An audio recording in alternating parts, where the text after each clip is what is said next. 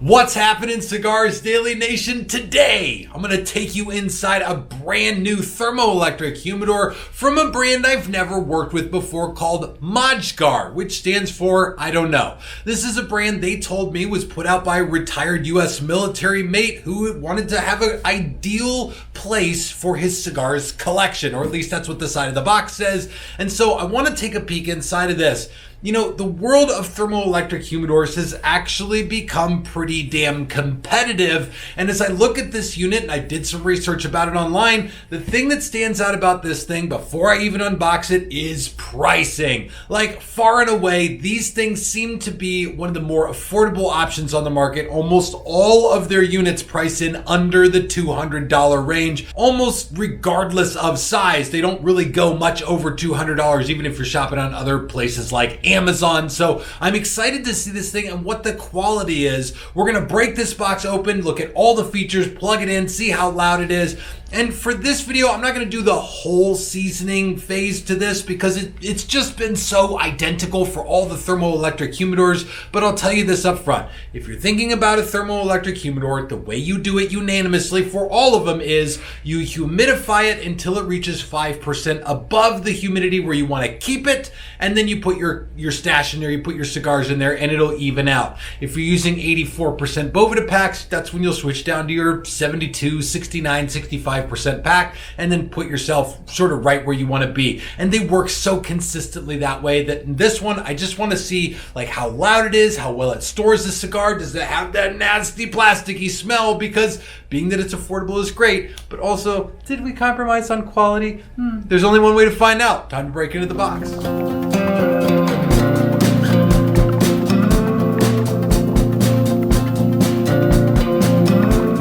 Well, if it isn't a box inside of a box, it's a bit of box inception here with this humidor, as there has been with a few of these accessories lately.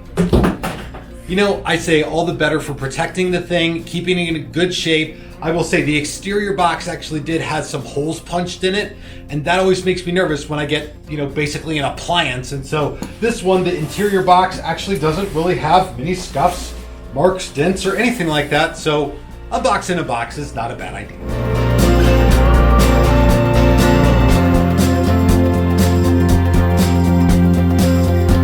Well, I gotta say, at first glance, this one looks like identical to a lot of the other thermoelectric humidors out there. I always imagine that they all just come out of one factory, but at the same time, they do have some unique design features. And this one I'm actually looking forward to has a couple of little features that I hadn't seen in other humidors, or at least the pictures did. So let's open it up.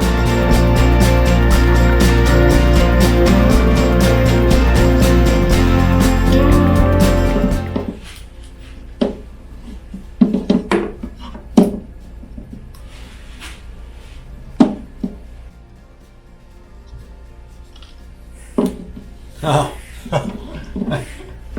I read through the manual here, and this is like a lot of other thermoelectric humidor manuals, save one thing. This, again, does not have the seasoning instructions in it, and being that it's sort of an economy model, the thing comes with a water dish. This is pretty standard for these thermoelectric refrigerator door thingies, but it also comes with one of these. This is a humidifier that you'd use in a desktop humidor. They're usually filled with that green foam stuff that you stick flowers into, or that your aunt used to stick fake flowers into when you were a kid. Now, one of these or the other is actually perfectly fine. I've never used one of these in a thermoelectric humidor. Typically, you take one of these, fill it about halfway with distilled water, and you're off to the races.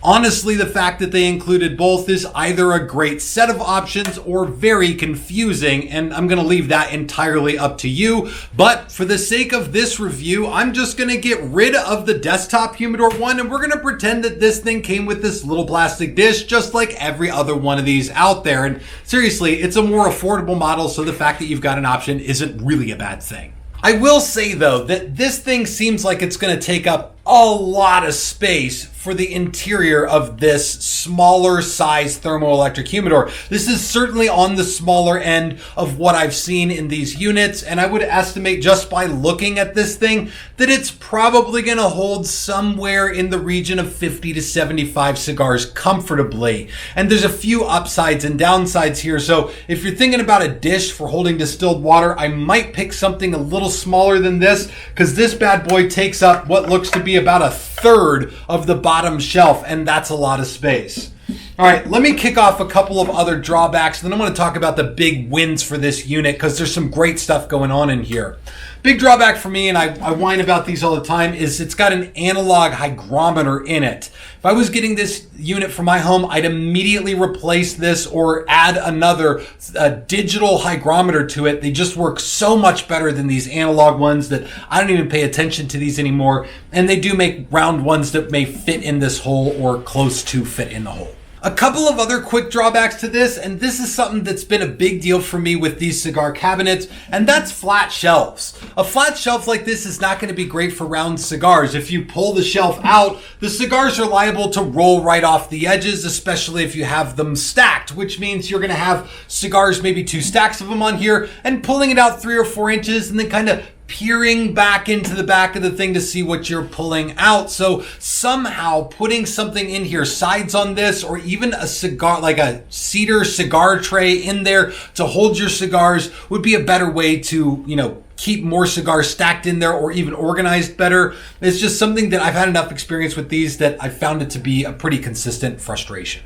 And then, not to bitch about this thing too much, but certainly one other thing that's driven me nuts about units like these is that the door on this has to be all the way open for the shelves to pull out. Otherwise, they get stuck on the door right here. You have to be able to open the door all the way open, 180 degrees, to slide the shelves out. It can be a minor inconvenience, especially if you've got it somewhere where there's a desk or something blocking the door from opening all the way. So you want to make sure that there's plenty of space to open the door on this thing. And now for a few of the benefits of this thing. I mean, aside from the fact that it's clearly an economy unit, so you might not expect it to come with all the bells and whistles of, say, like the $2,000 New Air Super thing that does like everything for you, but it's also incredibly quiet. In fact, a lot quieter than a lot of those more expensive units. I've turned it on now, and just in the last couple minutes, it's already cooled down about 5 degrees. So it actually cools down pretty damn quick. But the thing is damn near silent, which is impressive because, again, the volume on these things ranges a lot. And if you're in a quiet office or something like that, it can sort of stand out even with some of the more expensive, like sort of nicer units.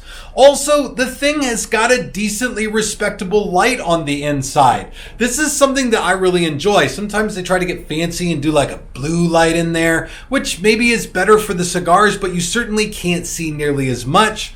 Once you start filling this thing with cigars, you likely won't be able to see the light on the lower shelves, but at the same time, the fact that there's a light that works better than some more expensive units is something that stood out to me. I liked quite a bit. The other big thing is plasticky smell with this. I was actually pretty apprehensive to open this thing because of how affordable it is. It's just an economy unit, but the thing has got basically no odor inside at all other than the remnants of Spanish cedar, and I know because I really checked. I pulled out all the shelves and stuck my whole head in there and really tested those olfactory senses to see if I could get that plasticky smell up in my nostrils, and what I got was just sort of that residual cedar smell in there.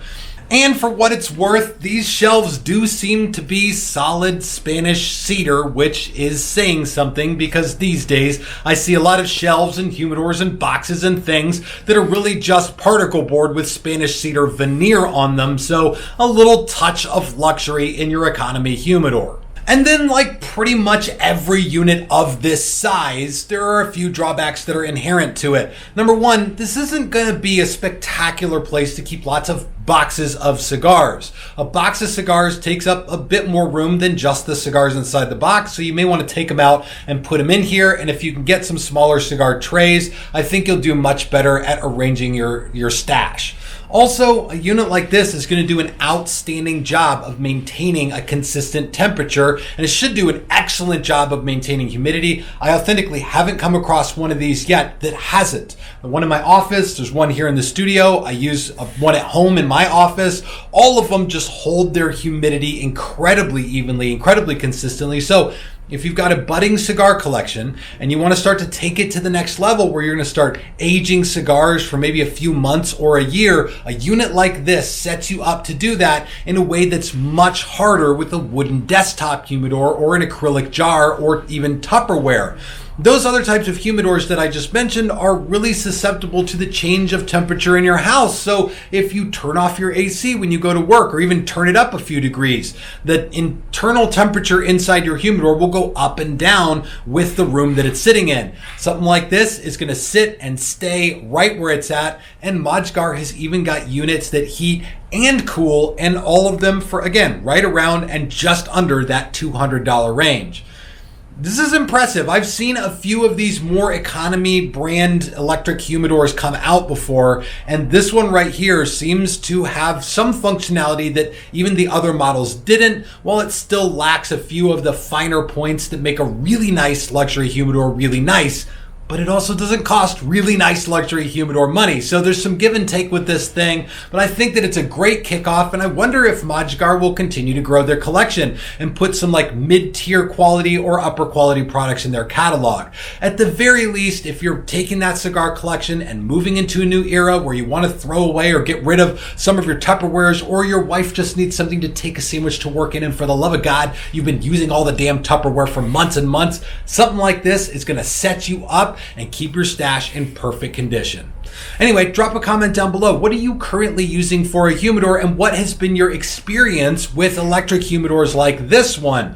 I'm hesitant to say this near the end of the video, but here's the honest to God truth. I've been calling it a thermoelectric humidor because, from my understanding, that's what they have to be. You can't use a condenser motor in these, otherwise it'll suck out all of the humidity. And this one certainly doesn't have a condenser motor, but it doesn't say thermoelectric really anywhere on the packaging. But then again, it also doesn't say the company's name on there as well. So I'll probably do some testing with the humidity on this thing. But all in all, these things have already got some killer kickoff reviews online. And if it works anything like the other humidors that are of relatively similar price, things should take great care of you. If you've had experience with Mojgar, drop a comment down below. Thanks again for watching this video, and check this one out on Plus, because we're going to read through this instruction manual over there and share with you some of the important cautions and warnings that you must know before you operate this. Thanks again for watching, everybody. This is Tim, signing off for Cigars Daily, and I will see you in the comments.